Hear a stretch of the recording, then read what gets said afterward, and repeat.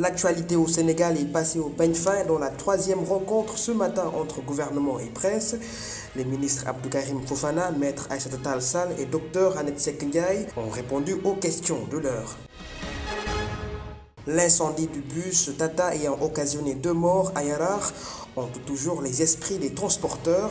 Cette méfiance de représailles par les malfaiteurs installe un réel sentiment d'insécurité, comme cette ligne 34 du terminus de Nord-Foire qui est obligée de réduire ses liaisons. L'État corse les mesures de restriction des données mobiles en suspendant TikTok. Le non-accès pour éviter la vulgarisation des messages incitatifs laisse orphelin des milliers d'utilisateurs, dont une partie l'utilise pour ses activités professionnelles. Certains emploient d'autres alternatives pour se connecter. Le Sénégal joue en ce moment même son ticket gagnant avec le Mali pour la phase finale de l'Afrobasket Kigali 2023. Qui des deux va rejoindre le Nigeria, premier finaliste après sa victoire contre le Rwanda sur un score de 70 à 48. C'était les grands titres de ce journal. Le développement, c'est dans un instant. Mesdames et messieurs, bonsoir et bienvenue. Ce matin s'est tenue à la primature la troisième rencontre gouvernement-presse. Actualité du moment oblige. Les tensions politiques au Sénégal ont été largement commentées par les séries questions-réponses. Une obligation de maintien de l'ordre public, la mission qu'a rappelé le porte-parole du gouvernement face à la presse. Il a à cet effet soustrait la cause aux nombreux appels à l'insurrection, aux dommages multiples.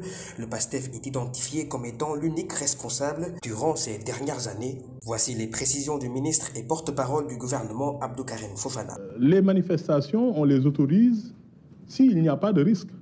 Parce que la première mission régalienne de l'État, c'est la sécurité, assurer la sécurité des personnes et des biens. Mais lorsque des manifestations créent des risques de troubles à l'ordre public, les manifestations produisent des morts, les manifestations produisent, comme vous l'avez vu, des destructions de biens, de personnes, des biens publics et de biens privés, mais l'État a l'obligation de préserver ses biens. C'est la raison pour laquelle il y a une obligation de prévention des troubles à l'ordre public et une obligation aussi de maintien de l'ordre public.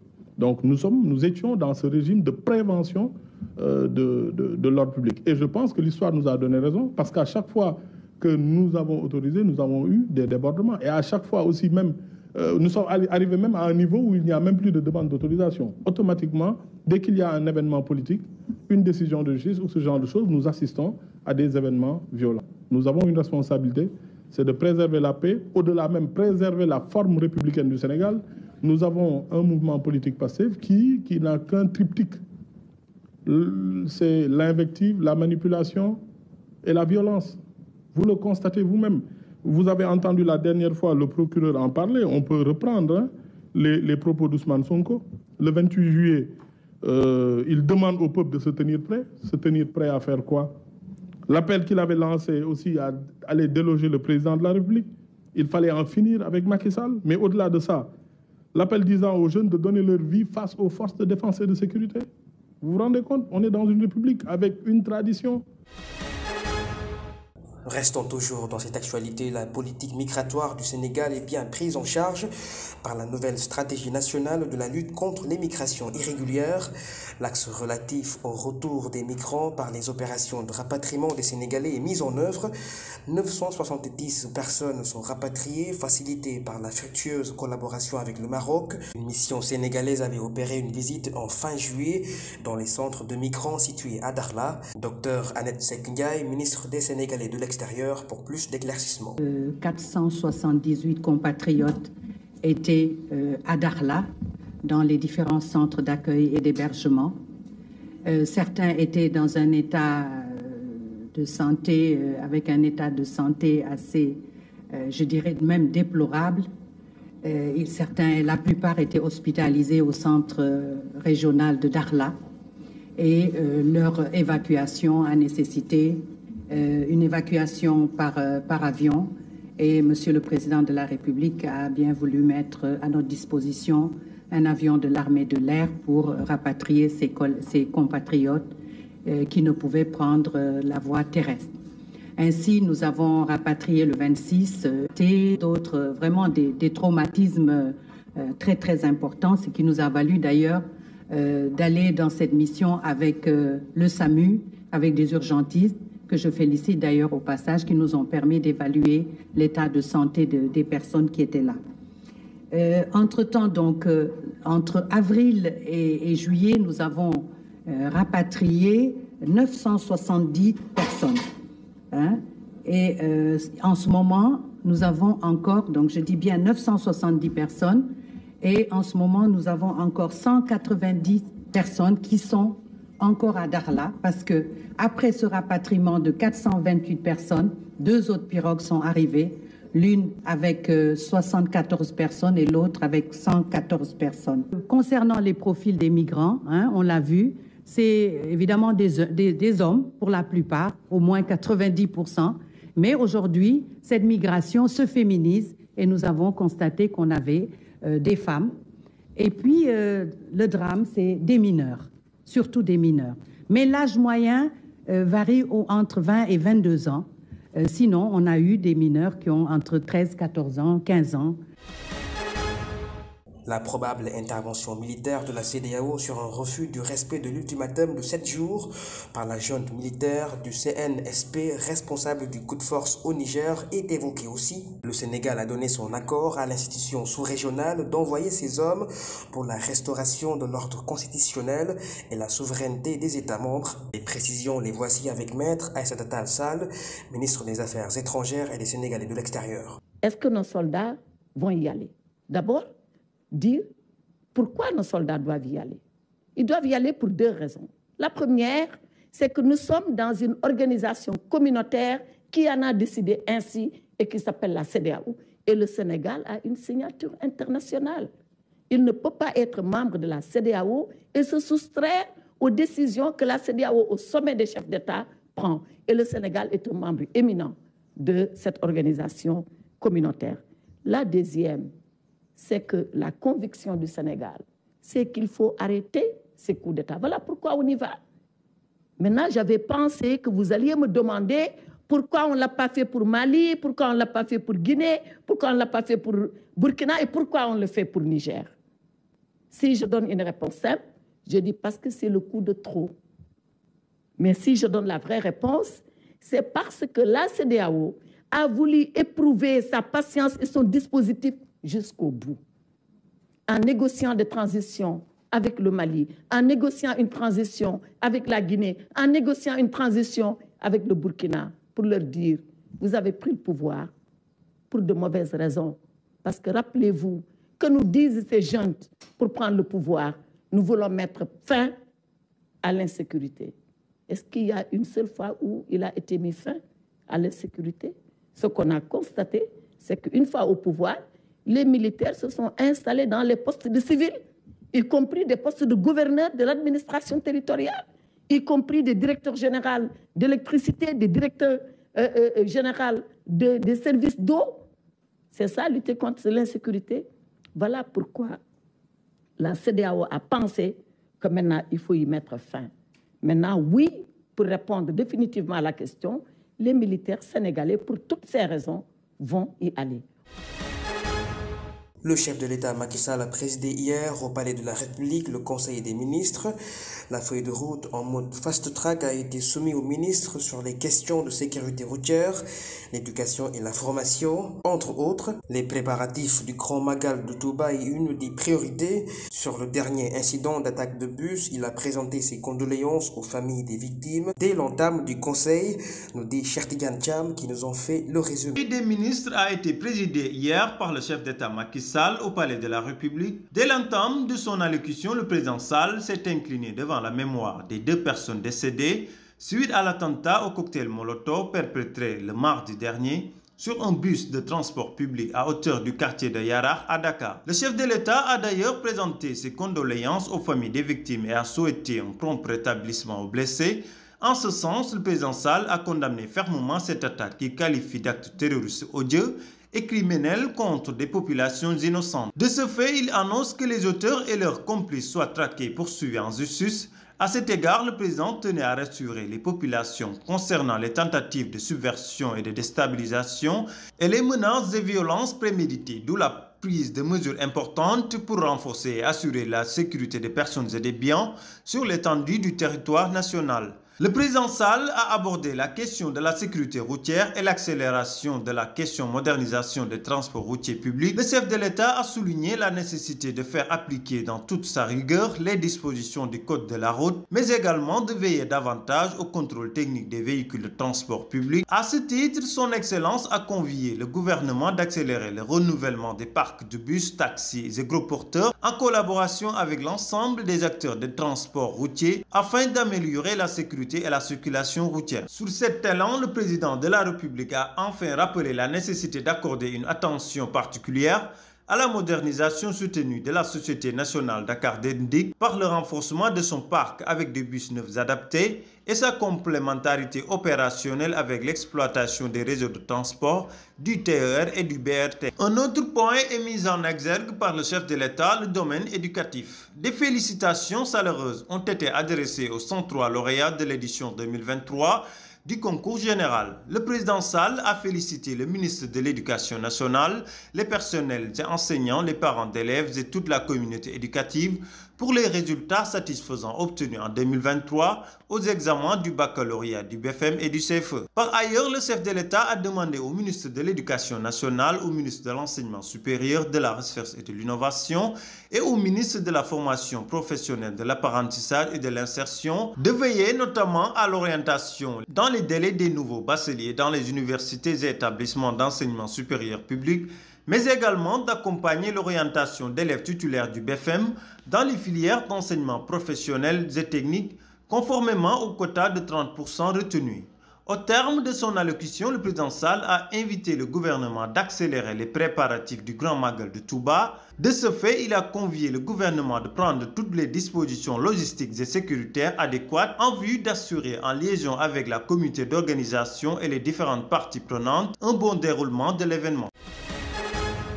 L'actualité de ce journal, c'est aussi ces bus Tata de transport urbain de l'AFTU qui deviennent des cibles des malfaiteurs. Dans cette semaine, seulement 4 bus entre les régions de Dakar et de Thiès ont été incendiés, mettant en danger les transporteurs et les usagers. La sécurité des biens publics comme le transport, un besoin indispensable, est un impératif avec des responsabilités partagées, nous ont confié les citoyens dans ce reportage signé Emmanuel Sarr et Fatima Bintou-Nour. Après l'incident du bus Tata à Yarar, il ne reste qu'une vieille épave totalement calcinée. Les malfaiteurs qui courent toujours ont commis à Yarar 2 victimes après leur passage. 48 heures après cet épisode terrifiant, toujours l'activité du transport de bus Tata, comme ici dans ce terminus de la ligne 34 de Nord Foire.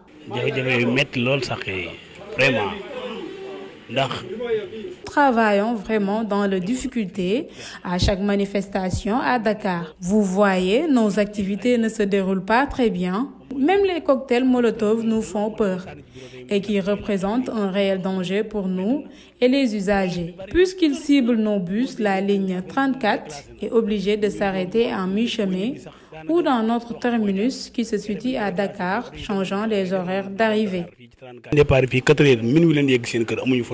Des actes criminels et terroristes ont été les identifications des autorités, ces interpellations qui suscitent une attention particulière. Des acteurs conduisent à une option d'arrêt systématique aux conséquences multiples.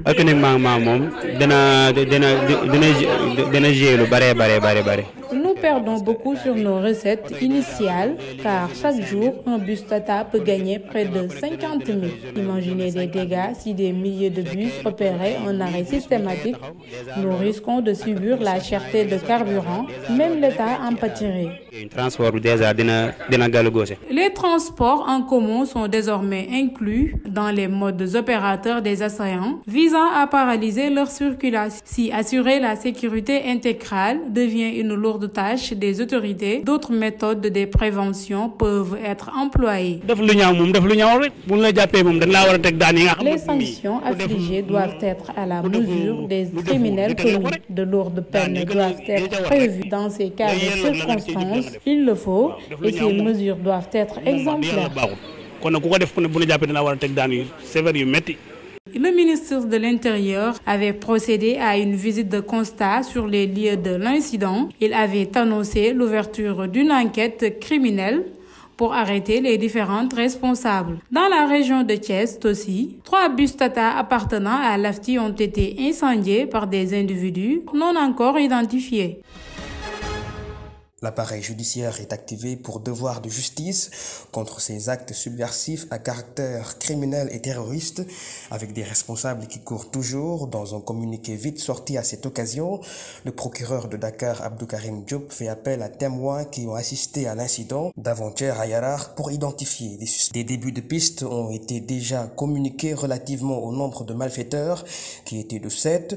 Ces actes ont été clairement qualifiés par le procureur d'attentats terroristes. Il précise que ces crimes par la mort de 2 individus dont l'une est identifiée de sexe féminin seront punis conformément à l'article 279.1 du Code pénal. Le procureur de Dakar rassure de la poursuite des investigations par la section des recherches de la gendarmerie nationale pour arrêter toutes les personnes impliquées. Des actes similaires ont été commis dans la nuit du mardi dans la région de Thiès. Le gouverneur de la région Amadouci informé aussi suite à l'incendie de 3 bus Tata au quartier Médina Fall qui s'est déclaré dans la nuit du mardi au mercredi, a annoncé de veiller à ce que les auteurs soient appréhendés et mis à la disposition des autorités judiciaires. Les 5 autres survivants de l'attaque au cocktail Molotov à Yarar sont identifiés après leur évacuation mardi passé vers 16h à l'hôpital départemental de Pikine pour leur prise en charge. Il s'agit de Boubacar Baldé, 35 ans, Maud Gueye, 60 ans, Fatma Fall, 63 ans, Khadissar, 44 ans et Sunkari Nima Kamara, 11 ans.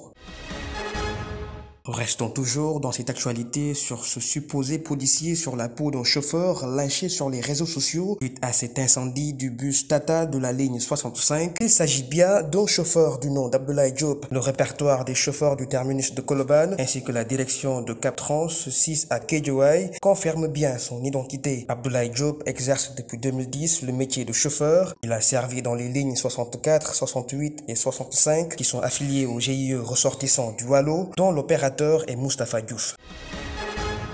Je vous l'annonçais dans les grands titres, des désagréments sont apparents déjà suite aux restrictions des données mobiles au Sénégal par l'arrêt temporaire de l'application TikTok. Ce réseau social qui compte plus de 400 000 abonnés au Sénégal représente bien plus qu'un canal de messages haineux. Certains en font une utilité pour leurs activités professionnelles et commerciales.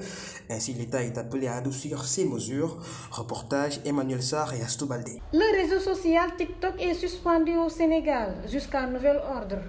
Une décision du ministre de la Communication, des Télécommunications et de l'Économie numérique. Après WhatsApp, le réseau social TikTok devient, selon les autorités, un moyen pour diffuser des messages haineux et subversifs menaçant la stabilité du pays. TikTok est mon réseau social préféré, c'est à la mode. C'est mon moyen de divertissement. Je réponds juste les messages sur WhatsApp. Sa restriction me cause beaucoup de désagréments car je ne peux pas m'en passer.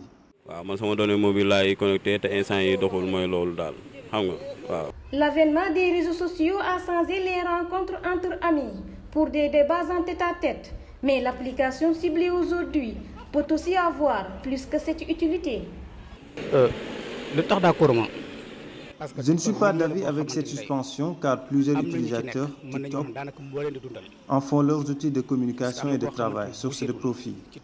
Même si d'autres en font un canal de contestation, c'est pas normal qu'ils suspendent ce réseau. Je compatis avec ceux qui ont fait de TikTok un outil de travail car ils enregistrent actuellement énormément de pertes. Les applications de téléphone mobile sont devenues indispensables dans la vie des personnes, pouvant même arriver à être perçues comme un besoin physiologique. Des alternatives ne manquent pas pour y accéder. Actuellement, j'utilise seulement Instagram, Facebook, Snapchat, YouTube, car il n'y a pas de TikTok. Plusieurs attaques ont été intensifiées lors des manifestations à cause des directs des influenceurs qui donnent des directives comme l'attaque de domicile de certaines autorités, des faits très dangereux qui ont secoué le pays.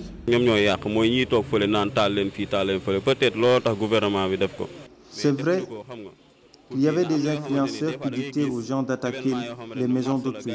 Certains faisaient des directs pour dire qu'il y aurait des attaques par-ci, par-là. La sécurité de tout un chacun était menacée. Et ce n'est pas bien. Il faut que la jeunesse soit consciente des dangers que cela peut engendrer. Des pertes en vies humaines, des saccages des scènes de pillage, Une violence jamais enregistrée dans l'histoire du Sénégal. L'origine de ces émeutes date depuis la plainte de viol de Adji Sarr contre Ousmane Sonko. Même si ce dernier est en prison à Sébikotane pour corruption de jeunesse, les tensions sévissent jusqu'à présent au Sénégal. La suspension temporaire de TikTok illustre les faits. Ils sont maintenant une dizaine les potentiels candidats de la coalition Benno Bokk Yakaar à l'élection présidentielle prévue en 2024. Les mandataires des auditions choisis par le président Macky Sall et chef de la coalition Moustapha Niasse, Aminata Mbengue Ndiaye, Samba Sy et Abdoulaye Baldé se statueront sur les dossiers de candidature du Premier ministre Amadou Ba, le président du Conseil économique, social et environnemental Abdoulaye Daouda Diallo, le ministre de l'Agriculture Aly Ngouille Ndiaye, l'ancien ministre de la Santé Abdoulaye Diouf Sarr et l'ancien chef du gouvernement Mahamadou Boun Abdallah Dionne. Deux autres potentiels candidats viennent s'ajouter sur la liste. Il s'agit du directeur général de la Caisse de dépôt et de consignation Mamboy Diao et du président de l'Assemblée nationale Amadou Mame Diop. Les derniers viennent d'être auditionnés pour la première fois. Les enseignements et les activités pédagogiques de l'université Gaston Berger de Saint-Louis seront suspendus jusqu'au mois d'octobre pour des raisons sécuritaires. Cette décision a été prise par le conseil académique dans un contexte de tension qui sévit dans l'enceinte de l'université. Les étudiants vont reprendre les cours le 2 octobre prochain. Le drame survenu à l'hôpital Abass Ndao, il y a bien une explication sur le nouveau-né retrouvé mort dans une machine à laver qui est la résultante de l'enquête du commissariat de la Médina. L'infirmière NBS serait responsable du drame car reconnaissant elle-même devant les enquêteurs son erreur, elle aurait enveloppé le nourrisson dans des draps. Le transfert à la buanderie jusqu'à la machine à linge est passé entre les mains de LN et de AD qui n'avaient aucunement procédé à des vérifications suspectes, a précisé l'infirmière. Selon les résultats de l'autopsie, l'enfant serait mort manifestement par asphyxie avant d'être envoyé à la buanderie. Tous les trois mis en cause ont été déférés au parquet. Les parents de l'enfant de nationalité béninoise du nom de Véronique Noumi et de Jean-François Couderin réclament que ce drame soit élucidé. Comme la police scientifique et technique, ils s'associent à la demande de la famille éplorée qui est celle de faire un test ADN sur leur enfant décédé. xibaaru tàggat yaram lañ koy jeexale ak Afro Basket Kigali 2023 jamono ji nag gaynde yu Sénégal ñu ngi jàmmaloo ak réew bu Mali fële ca Kigali Arena mu nekk nag ab match revanche ginnaaw bi ñu daje rek ca match de poule ba réew bu Mali jot a jël ndam la réew bu Sénégal nag fas yéene jël revanche ba ka daan ca boobu leen daje nag dina fekke équipe bi nga xamante nag moo di Nigéria bi daan ca beneen demi-finale ba équipe organisateur bi di Rwanda daan yu metti la ko daan sax Rwanda am na lu toll rek ci ñeent fukki poñ ak juróom-ñett réew bu Nigéria am lu toll ci juróom-ñaar fukki poñ ak juróom-ñeent ba tax réew bu Nigéria nag qualifié na ca boobu les finales. C'est la fin de ce journal. Merci infiniment de l'avoir suivi. Je vous souhaite de passer une excellente soirée.